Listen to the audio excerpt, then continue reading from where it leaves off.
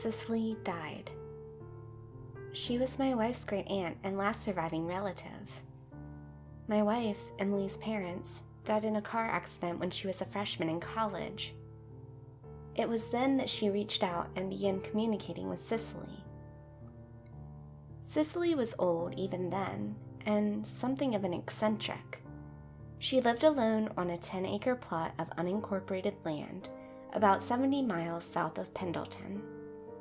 She was a spinster who devoted her time to watching her stories, as she called them, and making dolls that she would donate to terminally ill children. Emily and I married soon after graduation and used her remaining life insurance money for a down payment on a small house here in Portland. During that time, Emily would call Cicely a couple of times a month and regularly send care packages which contained everything from simple necessities to materials for her dolls. For all I knew, that was the extent of their relationship. I had offered to drive us out to visit her on more than one occasion, but she always demurred, making some excuse or other about how it wasn't a good time. I soon stopped offering. Over time, Cicely began showing signs of dementia. It started small, often with her repeating the same story or asking the same question 2 or 3 times in succession. It was a slow descent at first that soon began to snowball.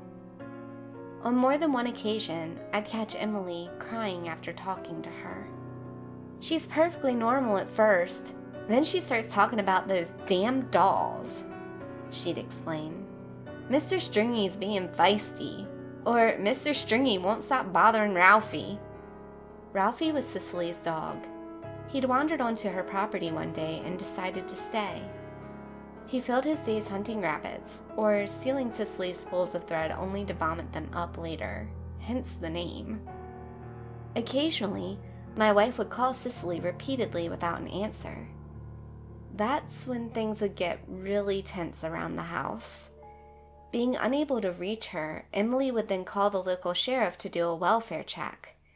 He'd drive out to Cicely's property and find her confused and disoriented. I urged my wife to put her in a home, but she said that Cicely wouldn't have that and that there was nothing we could do to make her go.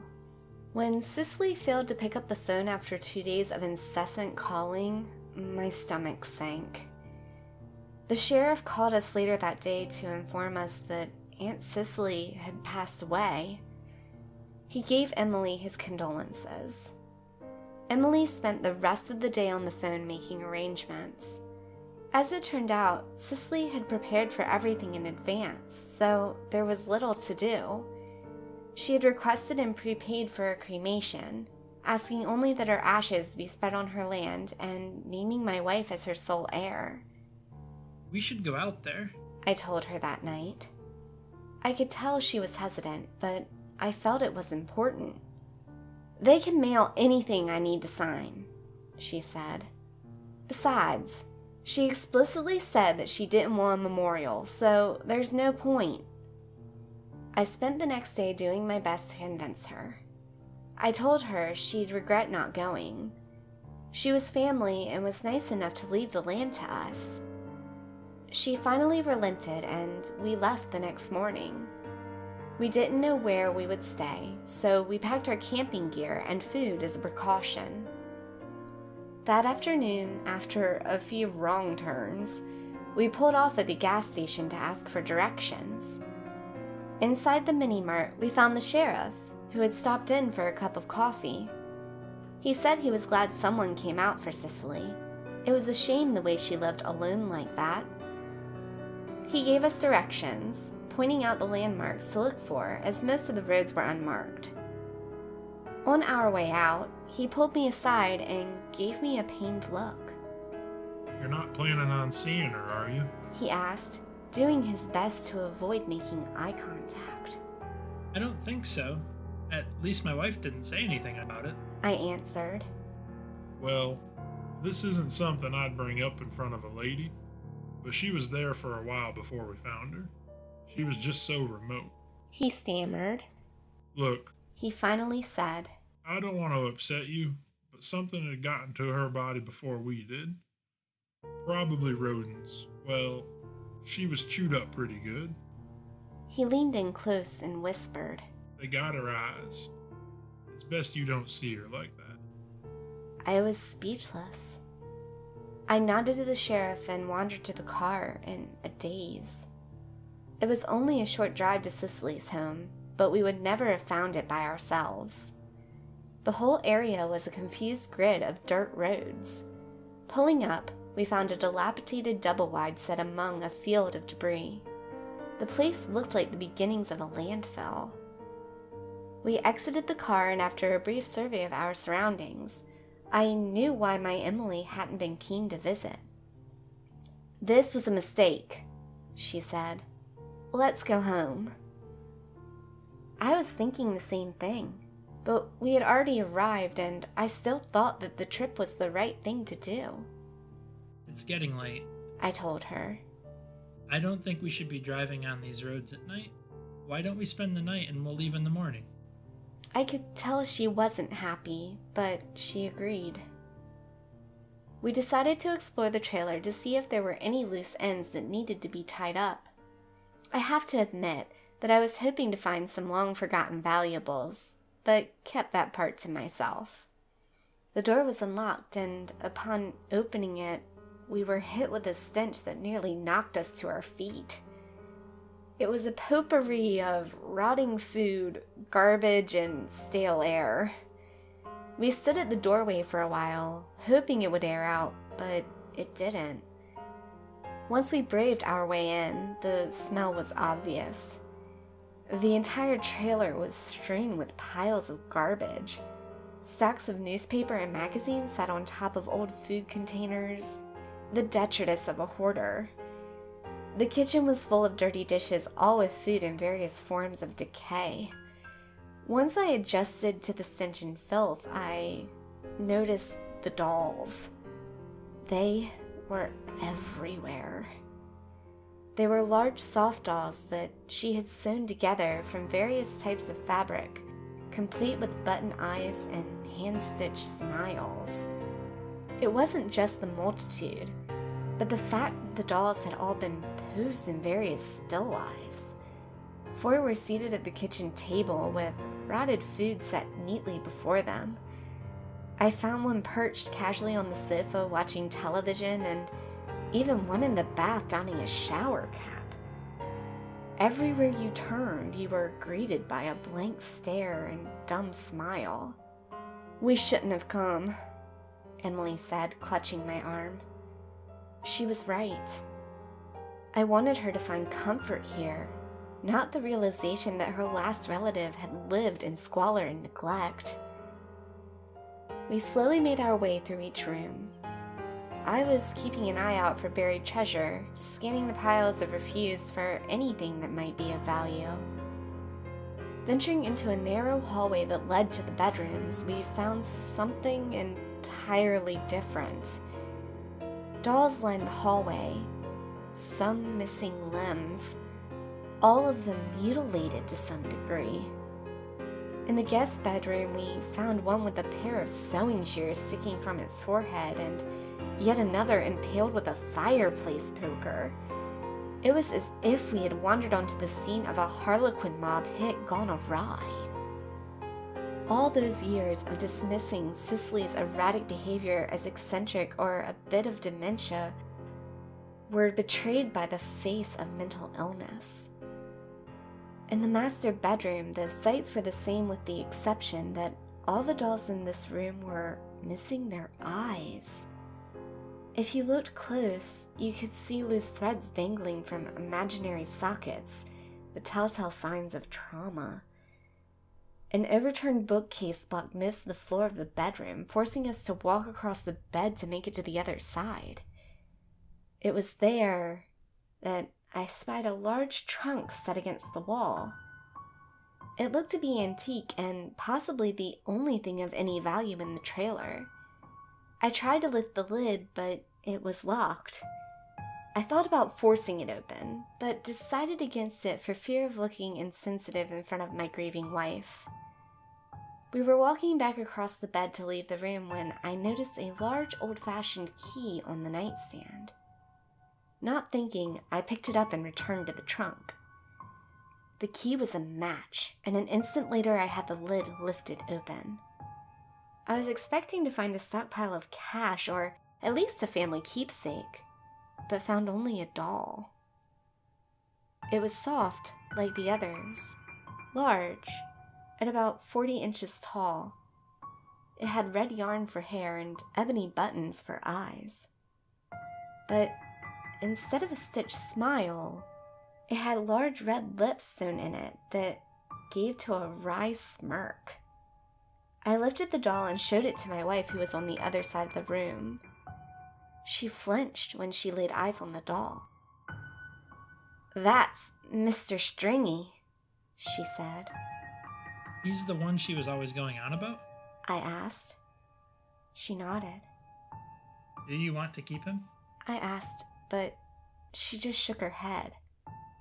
"Put it back," she said. "I don't want that thing in our house." I put the doll down like she asked. Then we waded our way back through the carnage to the car. The sun was already beginning to set, so we pitched our tent and prepared to camp for the night. I made a small fire and we sat down to eat some sandwiches and enjoy a bottle of wine. Before long, it was pitch black out, and you could no longer see the trailer from where we were camped. I'm sorry. I finally said, breaking the silence. If I had known, I never would have suggested we come out here. Emily nodded, peering solemnly into her glass of wine. "I came to terms with it, you know," she finally said. "My parents, I mean. That was a long time ago, and I dealt with that." I know you did. I said. I know you did. We stared blankly at the fire for a while longer before climbing into the tent. The air was still and quiet, save the occasional crackle of the fire. Once settled in the tent, we laid silently, drifting off to sleep when suddenly Emily broke the silence. "She was an outcast, you know." I know. I answered. "No, I mean it wasn't her choice. My great-grandparents abandoned her. My mom told me that once. She said that before my grandma was born, Cicely had another sister who was a year younger. I guess their parents always favored the younger sister and pretty much ignored Cicely. That's why Cicely started making dolls, so she'd have friends to play with. It wasn't long after she made Mr. Stringy that the younger sister got really sick and was bedridden. My mom didn't really know the details, but she said that the younger sister later died and the parents blamed Cicely. Cicely insisted that it was Mr. Stringy's fault and that it was an accident. They sent Cicely away, and my grandma grew up thinking she was an only child. I had never met Aunt Cicely, but after hearing that story and seeing the trailer she'd lived in for so many years, the tragedy of it all made my heart sink. She'd spent her entire life alone, spending her time making dolls for sick children. I was lost in thought only to be brought back by the sound of sniffling. You hear that? I whispered. I could hear Emily nodding in the darkness. The sound grew louder until it was right outside the tent. The walls of the tent trembled as something began to scratch at the nylon. We laid there, paralyzed and trapped. I reminded myself to seriously rethink my stance on gun ownership if we survived this. I grabbed the flashlight tightly and got to my knees. I tried to look brave for Emily, but I'm sure she saw my hands shaking. Look, I finally said. It's probably a coyote, and I've never heard of one attacking a human.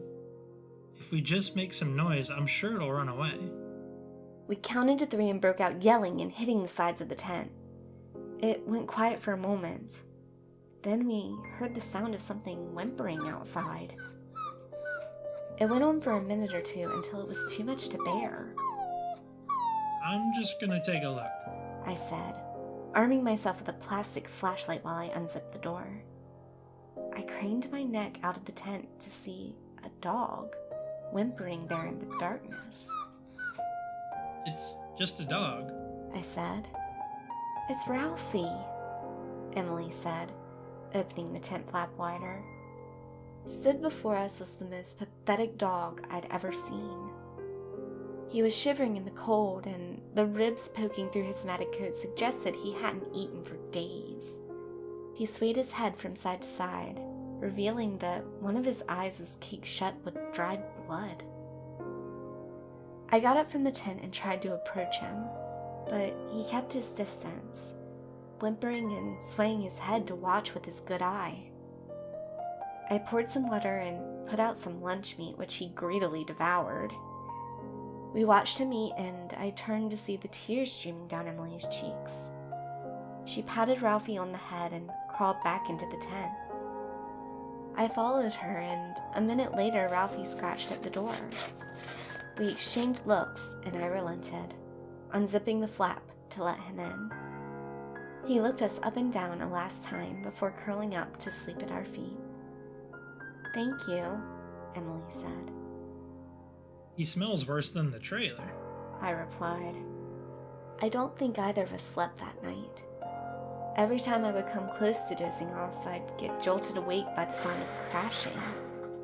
Sometimes it sounded like metal, sometimes the sound of dishes breaking, only I couldn't determine if it was real or just a dream. "Did you hear that?" Emily finally asked. It's just raccoons. I said, trying to sound convincing. "Raccoons laugh?" she asked. You heard laughing? That's what it sounded like. Children laughing. Well, raccoons have shrill calls. I guess it could sound like laughter. I said, hoping it was true. I strained my ears but could not hear anything other than the sound of our breathing. Slowly, the tent started to grow lighter.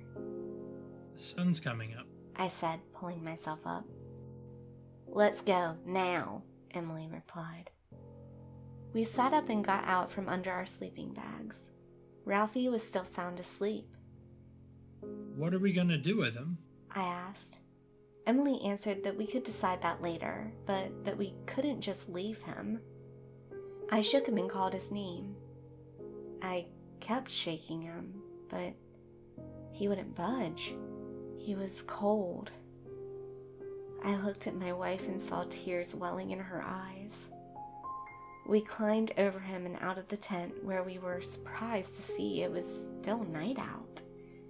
The light was coming from the trailer that was now engulfed in flames. We approached, but we were stopped dead in our tracks by the sound of screaming. "Someone's in there," my wife said frantically. No one is in there. We're in the middle of nowhere. You'd need a car to get out here, and there aren't any cars around. "So it's raccoons?" There were a lot of things in that trailer. I said. I don't know, but I'm sure there's no one in here. I went to the tent to get our backpacks, but Emily stopped me. "Leave it," she said. "It's time to go." We drove straight back to Portland without saying a word. I was at home a few weeks later when the mailman came to our door with a package. At first, I assumed that Emily had ordered something from the internet, but was disabused of that notion when I saw the return address. "Who was it?" she called from the kitchen. No one. Just someone selling something. I muttered. I stole myself to the bathroom, package in hand. Once the door was locked behind me, I opened it to find Mr. Stringy peering up at me through his button eyes and wearing the same wry smirk. A note fell from the open package. It was from the sheriff. It said that he found the doll in perfect shape just a few steps from the trailer. The rest was a total loss. He said he was sorry for our loss and to contact him if we had any questions. Without hesitating, I put Mr. Stringy into the bathroom trash and emptied everything into the bin outside. I didn't want to upset Emily, but to be honest, the sight of that doll just stirred memories I would sooner forget. That wasn't the last I would see of him. I spotted him clutched tightly in the arms of a wheelchair-bound girl at the mall. Months later, I saw him again in the arms of a blind boy grocery shopping with his mom. I approached them, trying to warn them, but ended up rambling like a madman. The mother reproached me, telling me to mind my own business. I insisted, but it was no use. She grabbed her son by the shoulder and abruptly turned away.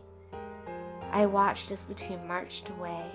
The boy made his way carefully with Mr. Stringy flapping over his shoulder, his ebony eyes looking right at me. I know I was in a state, but I swear I saw Mr. Stringy's plush red lips part, revealing a grotesque smile of yellow, fang-like teeth.